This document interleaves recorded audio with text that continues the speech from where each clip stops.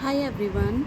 आज हम पढ़ने वाले हैं स्क्वायर ऑफ अपोजिशन के बारे में। अब आपने को स्क्वायर ऑफ अपोजिशन में पढ़ने के लिए सबसे पहले ए ई आई ओ के बारे में पता होना चाहिए। अब ये ए ई आई ओ क्या होते हैं?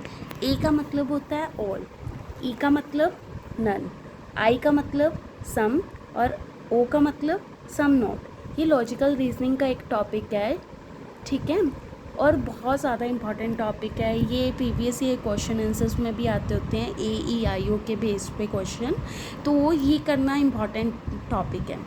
सबसे पहले ए ई आई ओ के यहाँ पे रिलेशन देख लेते हैं। सबसे पहले यहाँ पे आता है ए ई आई ओ। ए और आई के बीच में, ए और ई के बीच में क्या रिलेशन बनता है? कॉन्ट्रेरी का मतलब। आई और ओ के बीच में सब कॉन्ट्रेरी। कॉन्ट्रेरी की क्या करेक्टरिस्टिक्स होती हैं कि अगर ए अपना ट्रू है तो ई क्या होएगा? डाउटफुल होएगा। क्यों डाउटफुल होएगा? देखो, अब ये सबसे ऊपर आए हैं। ऊपर कौन से होते हैं? बड़े लोग। कौन से होते हैं? बड़े लोग। अब ये बड़े लोग क्या होते हैं? ये बड़े लोग तो झूठ भी बोलते हैं। अगर झूठ बोलेंगे तो ये फॉल्स भी होंगे। मतलब कि जो ये कॉन्ट्रेरी है उसमें एक ना एक फॉल्स होना ज़रूरी है। तो मतलब एक ट्रू है तो दूसरा क्या होएगा? फॉल्स होएगा। अगर एक फॉल्स है तो दूसरा क्या होएगा? वो ट्रू भी हो सकता है, फॉल्स भी हो सकता है, मतलब डाउटफुल होगा। Is that clear? ए और ई की अपने को करेक्टरिस्टिक्स पता लग गई।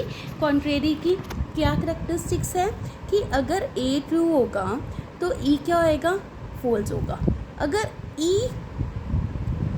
ए अगर अपना फॉल्स होता है तो ई क्या होगा? डाउटफुल होगा, क्योंकि एक ना एक फॉल्स होना ज़रूरी है। तो दूसरा चांस क्या कहला सकता है अपना? या तो ये ट्रू होगा या फॉल्स होगा। Is that clear? Second thing is I और ओ। जैसे अब ये बड़े लोग हैं, ये क्या है? छोटे लोग हैं। छोटे लोग मतलब बच्चे। बच्चे क्या करते हैं? हमेशा सच बोलते हैं। क्या करते हैं? हमेशा सच बोलते हैं। अब देखो, हमेशा सच बोलेंगे मतलब इधर एक ना एक क्या होना चाहिए? ट्रू होना चाहिए। आई और ओ में अगर एक ट्रू है तो दूसरा क्या होएगा? फॉल्स होएगा। अगर एक फॉल्स है तो दूसरा क्या होएगा? ट्रू होएगा। समझ में आ गया? मतलब एक ना एक ट्रू होना चाहिए। Is that clear? उसके बाद क्या आता है? सबअल्टर्न। सबअल्टर्न का क्या होता है? Truth falls, truth follows downward और फॉल्स फॉलोज अपवर्ड। तो इसका मतलब क्या है?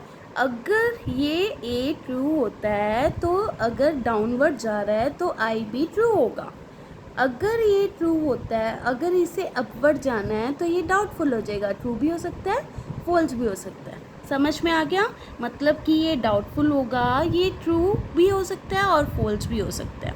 अगर इसमें सेम ही यहाँ पे देखते हैं, अगर ये फॉल्स होगा, फॉल्स फॉलो अपवर्ड, तो यहाँ पे ऊपर भी क्या होना चाहिए?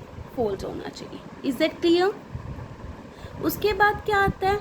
आई और ई का। आई और ई का, अगर आई यहाँ पे है, ई यहाँ पे है, तो इसे कॉन्ट्राडिक्टरी क्यों कहा गया है? क्योंकि ये एक दूसरे को कॉन्ट्राडिक्ट करते हैं। क्या करते हैं? एक दूसरे को कॉन्ट्राडिक्ट। कॉन्ट्राडिक्ट का मतलब अपोजिट चलते हैं। अगर ये ट्रू होएगा तो दूसरा क्या होएगा? फॉल्स होएगा। अगर ये फॉल्स होएगा तो दूसरा क्या होएगा? ट्रू होएगा। समझ में आ गई? ऐसा ही अपना ए और ओ का रिलेशन होगा। अगर ये ट्रू होगा तो दूसरा भी ट्रू होगा, अगर ये फॉल्स होगा तो दूसरा भी फॉल्स होगा। तो इसे क्या कहते हैं? कॉन्ट्राडिक्टरी। यही स्क्वायर ऑफ अपोजिशन अपना कहलाता है। Thank you.